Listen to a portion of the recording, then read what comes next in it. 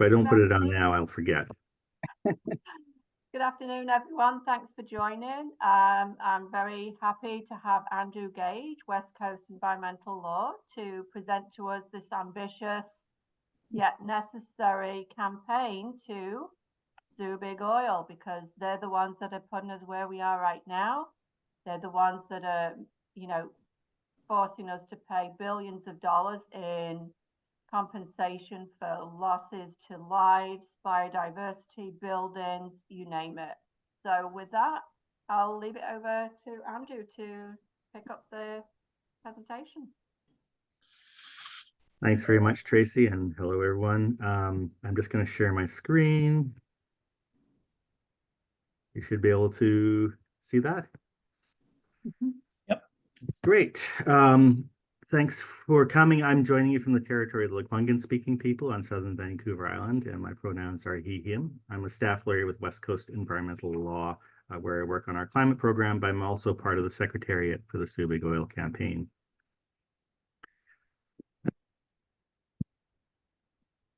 I was 19 when the governments of the world came together to pledge to stabilize concentrations of greenhouse gas emissions and avoid dangerous anthropogenic interference with the climate system. And, as you can see, I've been, engaged in a hair offset scheme since then. But the governments have not been as successful at keeping what they were going to stabilize to a stable level. And in fact, greenhouse gas emissions have just continued to climb since then. So as climate activists, I think we need to ask ourselves, why has the world been so spectacularly unsuccessful in keeping global greenhouse gas emissions under control? In 2021, 23 academics from across many disciplines tried to answer that question in a peer-reviewed study that asked, why haven't we bent the global emissions curve? And they examined it through various thematic lenses. And in each case, the answer boiled down to power. And not only, but certainly much of that was the power of the fossil fuel industry and the power of those associated, those entrenched interests in the fossil fuel economy. So if we are going to bend the curve, we need new tools. We need to be able to answer the question of what are we doing differently from the things that haven't worked? And how can we directly challenge the power and the profits of those who benefit from the fossil fuel economy? And the Sue Big Oil campaign is intended to do that. In 1998, there was an internal Shell publication that examined future scenarios that the company might face. And one of the scenarios described a series of violent storms that led to intense public debate over who should be liable for the costs of climate change. The result was a class action lawsuit against fossil fuel companies, along with the US government, for failing to address the harm caused by fossil fuels. That debate over liability on the lawsuit in turn sparked an anti-fossil fuel movement that paralleled the lawsuits and social movements against big tobacco.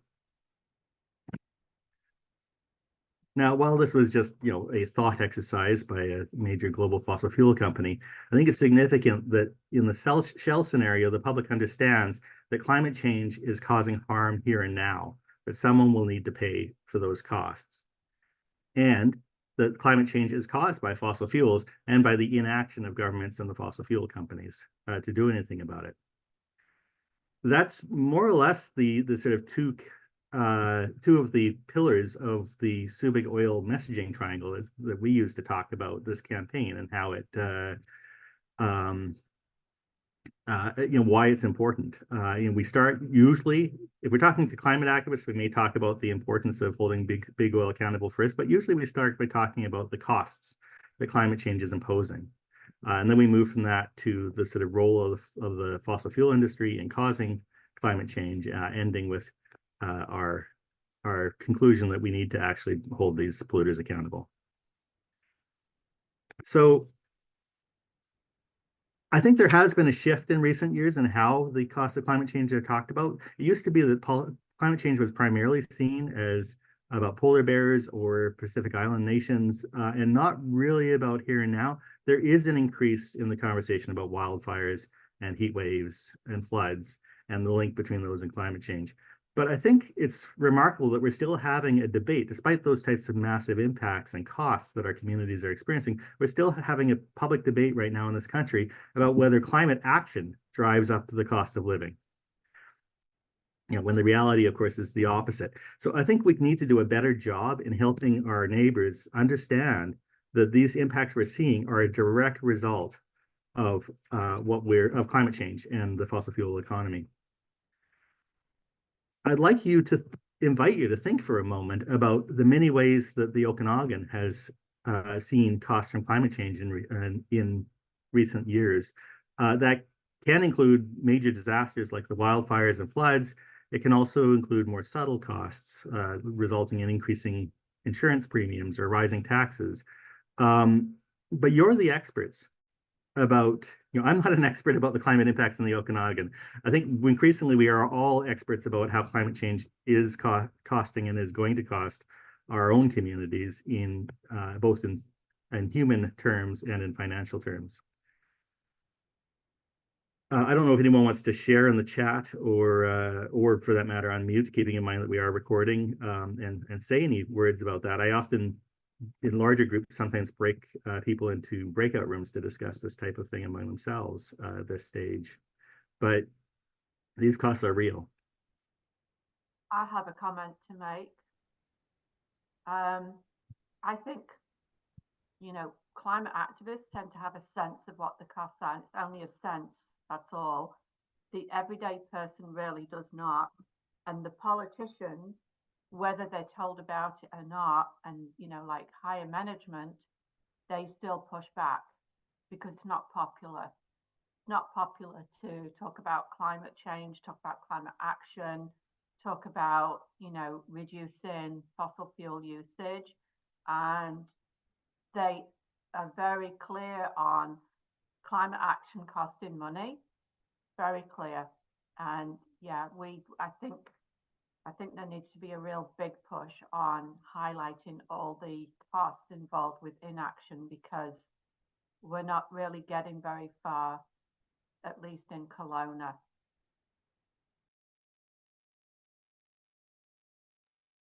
Grace, go ahead.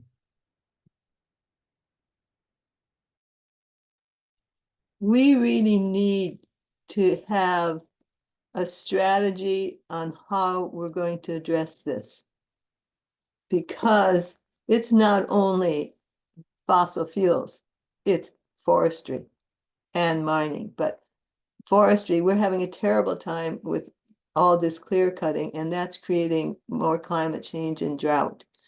So we've got all these groups, and now we need to have a strategy on with bringing everyone together on how are we going to address this with government, because it's a big issue is the money and what they're bringing in.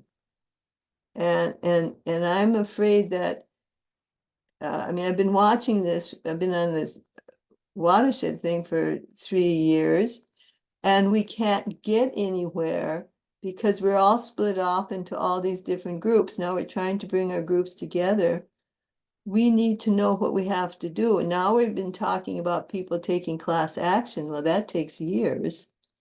And so that's my concern, wondering, how are we going to start strategizing so we all work together? Because I go to these different meetings, we're all talking about the same thing. So that's where I'm coming from. And I get mouthy at times, sorry. No, that wasn't mouthy. All right, I'll move along, and we can come back to this in the discussion. I'm never sure how much detail. Oh, hi, Wes. Did you want to say something before we move along? Wes, we can't hear you. I don't know if you're muted. No, you're not.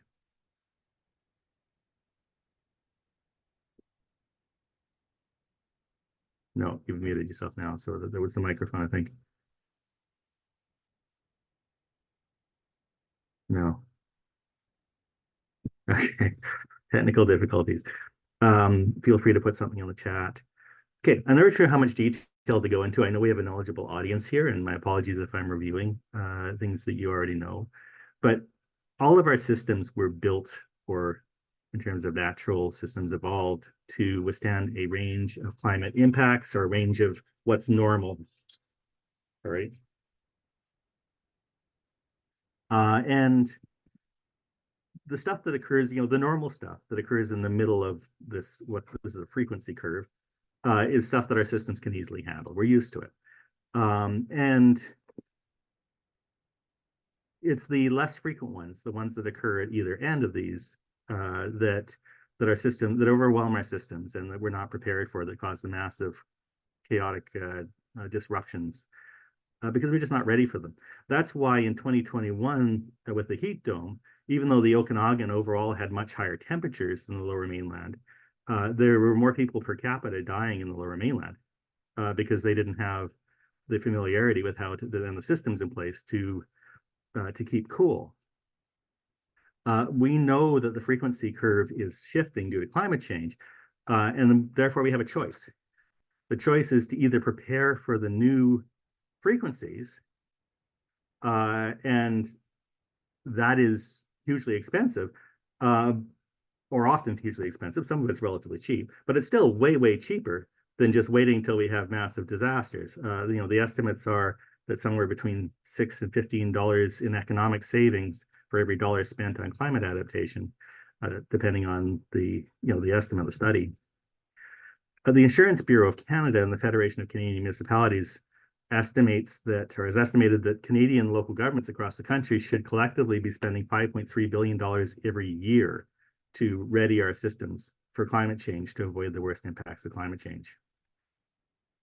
In preparing for this talk, I took a look at the climate projections for the Okanagan region report that was prepared back in 2020, before the heat dome of 2021, before the wildfires of the last few years. And it identifies many of the shifts in climate that the Okanagan is experiencing. To take one example, this is the number of heat days where the temperature is above 30 degrees Celsius during the summer, or during the year, I guess, but mostly during the summer, obviously, until 2020, and the frequency curve associated with that. And this is what we're expecting to have happen by 2050. The report's quite clear that it's not just the length of the heat waves, but also the heat on those days. In the valley bottoms, the temperature by 2050 is expected to increase by 4.5 degrees Celsius on average for the hottest day of the year. And there's a range there, it could be higher than that. And because of that, the report warns that that eventually we'll get to the point that what was previously a 1 in 20 year heat event will be coming every year. And of course, the new 1 in 20 year heat event will be correspondingly larger. That, of course, is linked then to drought and wildfires and all kinds of other climate impacts. These do not occur in isolation.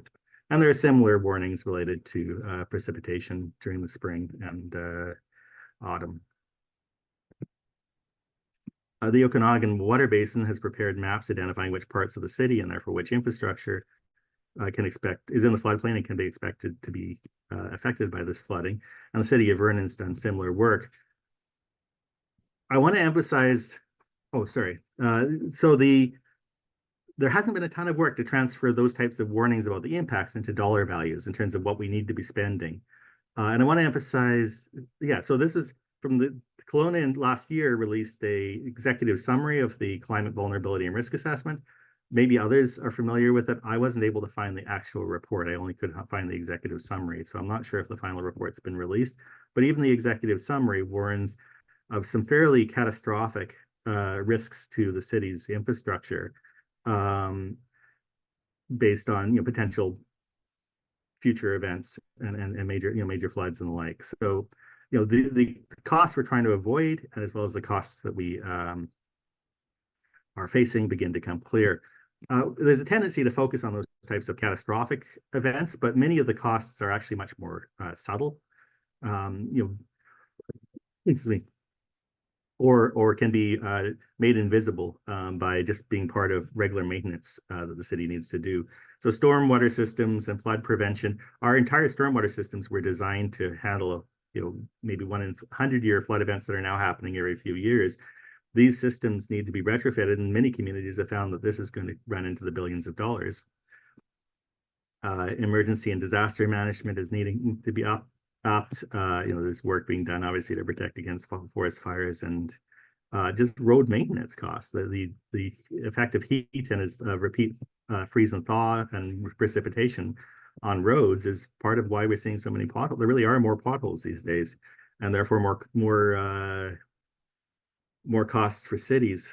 And it's actually just, in many cases, climate change is disrupting supply chains or increasing inflation. The inflation that everyone's talking about, the cost of living increase, is actually driven to some degree by climate change. And that's got an impact on all of us and on the city budgets.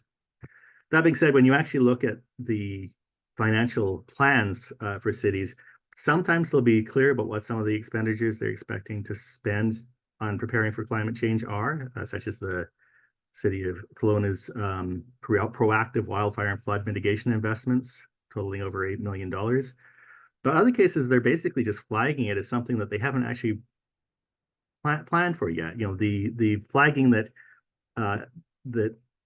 addressing stormwater infrastructure is a huge challenge is, if anything, an understatement, but requires longer term planning. Now, the City of Kelowna is actually doing a consultation, as probably many of you are aware, right now, on how to have more stable funding for stormwater planning and management. So, some of you could drop Sue Big Oil into it as a suggestion if you felt like it.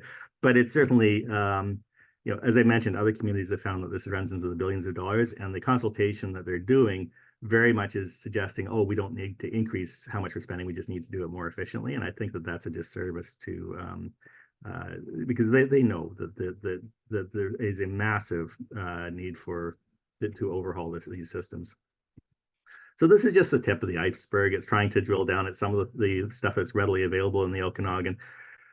But, a study by the Canadian Climate Institute called Damage Control found that by 2025, so next year, climate change will be slowing economic growth in Canada by about $25 billion annually. And that Canadian governments collectively, not just local governments, but collectively Canadian governments will be spending an average of $5 billion a year on climate disaster relief and mitigation.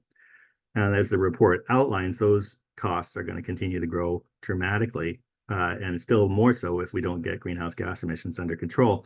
So the climate crisis is a massive economic and financial crisis that we cannot afford, but we really need to wrap our heads around more.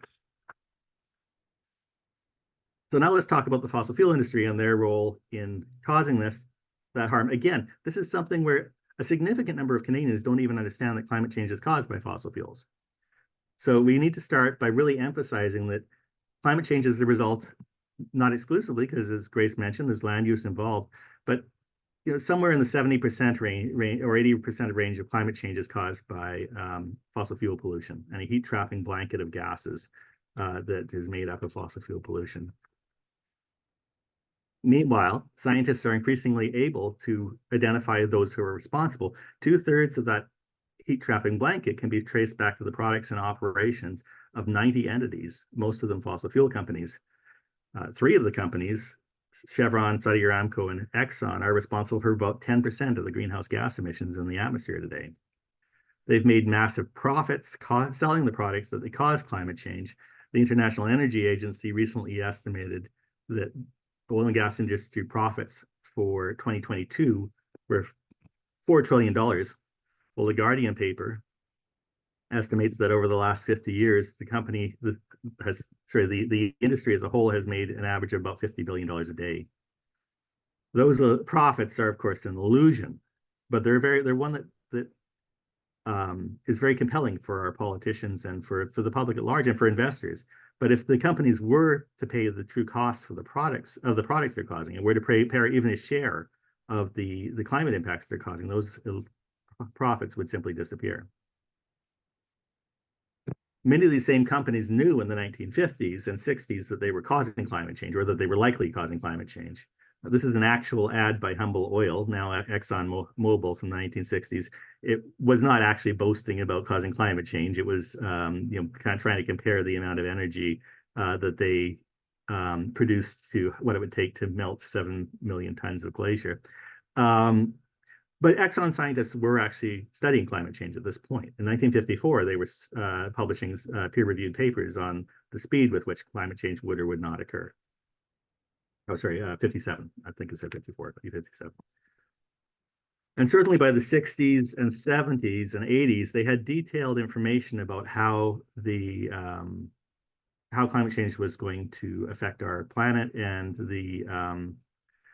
how quickly it would occur. This is the 1982 ExxonMobil study that pinpointed this is where we are now in terms of temperature increase in global greenhouse gas and carbon dioxide increase in the atmosphere. So they were making extremely detailed predictions about how this would change. They also developed and bought patents on solar technology, low emission vehicles, and other technologies that could have tackled the climate crisis, but failed to deploy them. And in fact, their scientists were busy warning that significant amounts of fossil fuels would need to stay in the ground rather than being developed. But instead of acting on this technology and these warnings, the companies pursued a business as usual scenario to expand their products as much as possible. And I would suggest that that's because they and their investors believed they would not be paying for the harm that their products were causing us.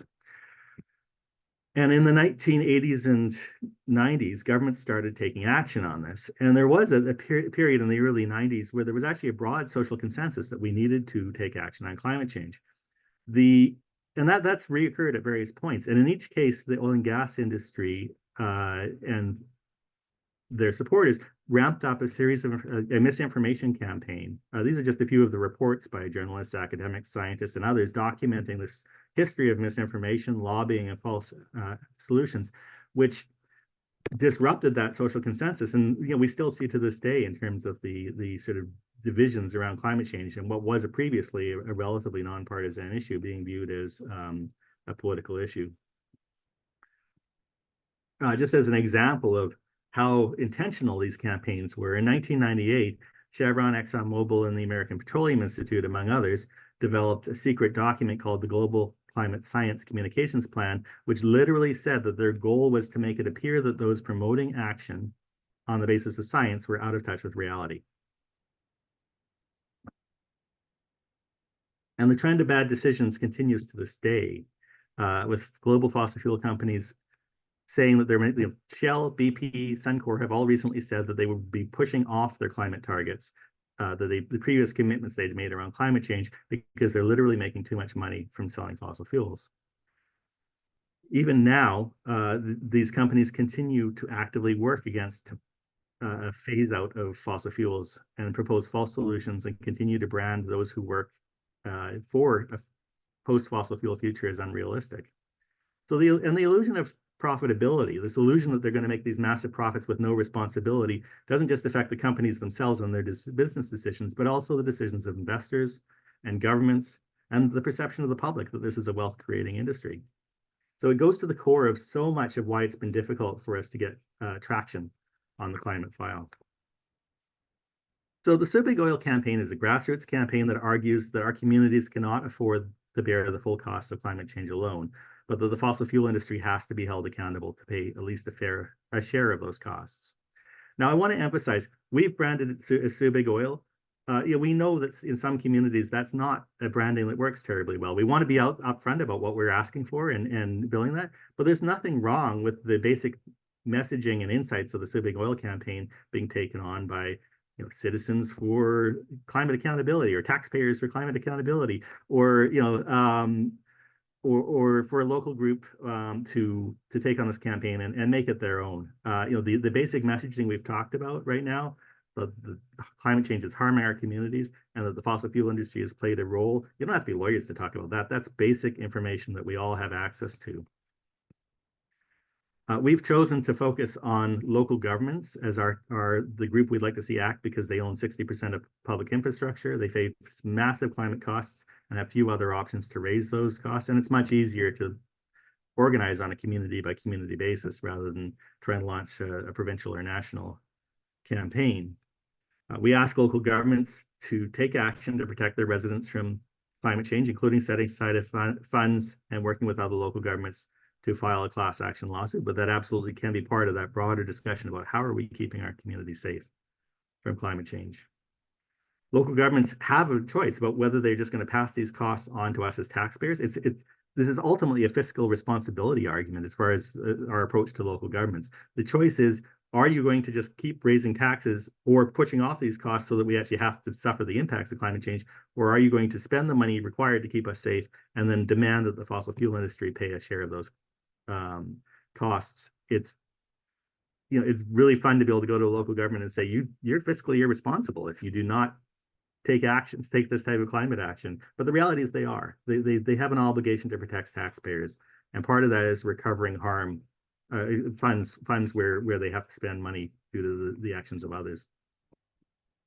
So in terms of the actual logistics of a class action lawsuit, I'm not sure whether we'll get far into the weeds as some people would like or not, but we're talking about a class action lawsuit brought by local governments targeting the world's largest polluters and making them pay a fair share of our community's climate costs.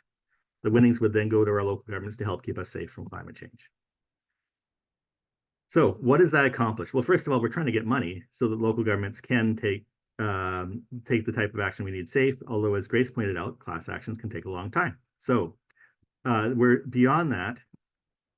We are trying to directly challenge that separation of the illusion I spoke about of the costs being borne by a community and the profits going to the industry and their investors and governments.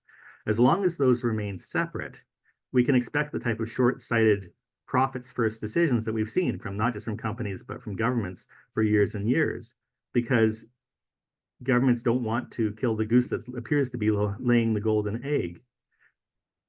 As Shell noted in its scenarios report that we talked about at the beginning, lawsuits against tobacco were closely followed by shifts in public attitude and in a move away from subsidizing that industry and to increased regulation of that industry.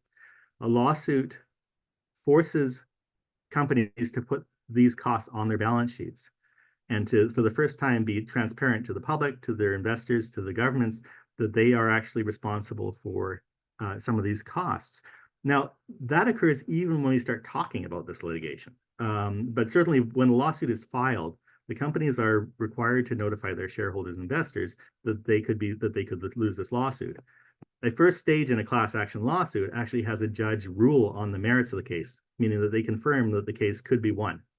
And at that stage, absolutely, these companies are going to have to tell their shareholders that they've lost that motion, assuming we're successful. If we're not successful, we're back to square one after appeals and all of that. We're back to square one, and we've had a good public conversation that I think is helpful in its own right. But the hope is we will win that, and I believe we will.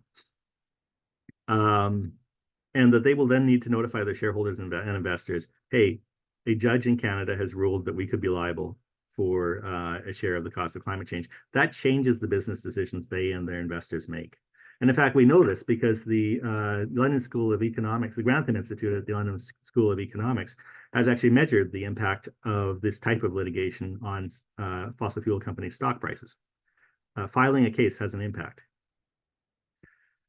A lawsuit doesn't require new laws. It doesn't require us to go to the government and say, hey, we'd like you to do X, Y, and Z to fight climate change. It's saying it's never been legal to sell a product that will harm communities, and it's definitely never been legal to then go lie to the public and mislead the public and try and keep everyone hooked on your products. Those are the types of heavy-handed corporate approaches that have brought down big tobacco, have brought down asbestos, and we've seen cases against a wide range of industries that demonstrate that you can take on these types of massive players in these David and Goliath claims and be successful. This is a picture from the Friends of the Earth Netherlands, Milieu de Fancy, I'm sure I'm butchering that, after the successful lawsuit there against Shell. Shell's appealing. That was actually heard just within the last month or so. So we'll see what the Court of Appeal does. But the initial court found that Shell is responsible for harm caused by its products and needs to do more to reduce its emissions. It wasn't a claim for compensation, such as we're proposing here, but it's an important precedent. And that being said, although judges are supposed to apply the law neutrally, if the public generally understands why these cases are being brought and the importance of the fossil fuel industry paying its fair share, that's going to influence the likelihood of our success. So it may not require new laws, but it does it is very much helped by a change in the public conversation. It's global in scope. Because local governments are suing for harm that occurs in BC, they can sue global companies for their global contribution to climate change and the global contribution to the harm that we're suffering here. So often we're told, oh, Canada's only responsible for less than 2% of global greenhouse gas emissions. And that's true if you calculate it in a certain way. But Chevron's responsible for about 3%. So if we are able to hold these companies responsible for their global contribution to it, we actually have an international impact that goes well beyond Canada's borders. And it's financially manageable. I know it seems like a huge undertaking. It is a huge undertaking. But the fact is, a class action lawsuit allows local governments to pool their resources. Our initial ask is $1 per resident. And the idea is that if we sign up local governments representing about 500,000 people, that will get us to the certification stage of the class action.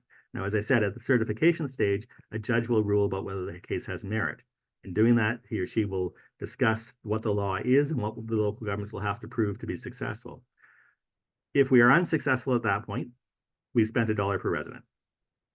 If we are successful at that point, any future decisions about funding, both from the local governments, but also crowdfunding and also private companies that may put up money up front or private philanthropists, will have the benefit of this judgment from the court saying that the case has merit.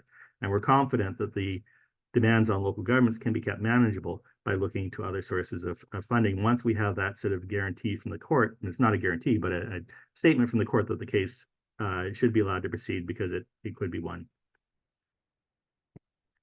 And it's popular if we talk about it the right way. Got to be careful here. If you simply say, hey, do you support Big Oil? And everyone's like, what? Why are we doing this? What is this about? The support's probably 20 or 30%. But if you talk about the fact that this is a choice about whether we should pay all of the costs as taxpayers or whether the industry should pay a share of those costs, and that's why this case is being brought, support for the lawsuit is around, it's actually 68.5%, either strongly or somewhat support the lawsuit. So, and that's across, it's, I don't have the figure. I should have pulled out the figures for the interior, but I mean, it really is across the province. It isn't concentrated in one area. It's across the political spectrum. That people recognize the idea that, maybe we shouldn't be paying all of the costs and that the industry has some responsibility to pay their share. So the campaign at the moment has over 10,000 people having signed the Big Oil Declaration. That's on the website. So calling on their local governments to do this. If you haven't signed the declaration, go to www.subigoil.ca and sign it. It's how we stay in touch with people, but it's also how we demonstrate to local governments that there's support. And 5 municipalities in BC have committed to the idea of working together to bring this lawsuit and pledging that $1 per resident. We do have a gap of trying to get from people saying, yes, we think this is a good idea, we'll work towards it, to having a municipality who's willing to file the case. That'll be a subsequent step, but we are building momentum towards this. Those are the 5 municipalities. So we've been talking for a while. Let me just wrap up a few slides here. A few ways that you can get involved. First of all, as I mentioned, sign the Big Oil Declaration and get your friends and neighbors to sign as well. This is the active part of it. It obviously is talking about the safety of our communities more generally, but includes this ask of the $1 per resident and working with other local governments to file a class action lawsuit. If you're involved in an organization that might be interested in endorsing the Big Oil campaign, we would love to have the support of any and all organizations that recognize the costs of climate change and the importance of holding this industry accountable. I spoke before about the fact that we have this situation where climate change is such a massive cost and is already costing us in really significant ways, but that's invisible to so many of our friends and neighbors. The importance of just talking about the fact that, oh, your taxes are going up. Well, that's partly because of climate change. Oh, cost of living is going up. That's partly because of climate change. There are potholes in the roads. That is partly due to climate change. We need to have these conversations more and more with our friends and neighbors. That can take the form of just those conversations. It can be done on social media, which actually is my next point, actually. It can be done letters to the editor. It can be done in any other number of ways. Talk talking to the local government. They need to hear that people want them to take responsibility, both for keeping us safe and then for recovering a share of those costs of climate change. And if your community is not ready to have a conversation about Big Oil, they certainly should be ready to have a conversation about why are you putting us at risk and what are you going to spend to keep us safe? And what are you spending? And do you know that it's the right amount, or are you just picking numbers out of thin air? So conversations with local governments are absolutely important. And then finally, there are volunteer groups and groups of volunteers coming together, or local groups that have taken on the Big Oil campaign in their communities. And we absolutely want to get more people working with us on the campaign. Wes, who's here, who was having trouble with his mic earlier, has been one of the sort of key people for the Big Oil group in Kelowna. So there is a group in Kelowna. There aren't currently groups in the rest of the Okanagan, but we would love to talk to anyone interested or any group interested in potentially taking a leadership role in raising these issues with your councils and in your communities. And so that brings me to the end.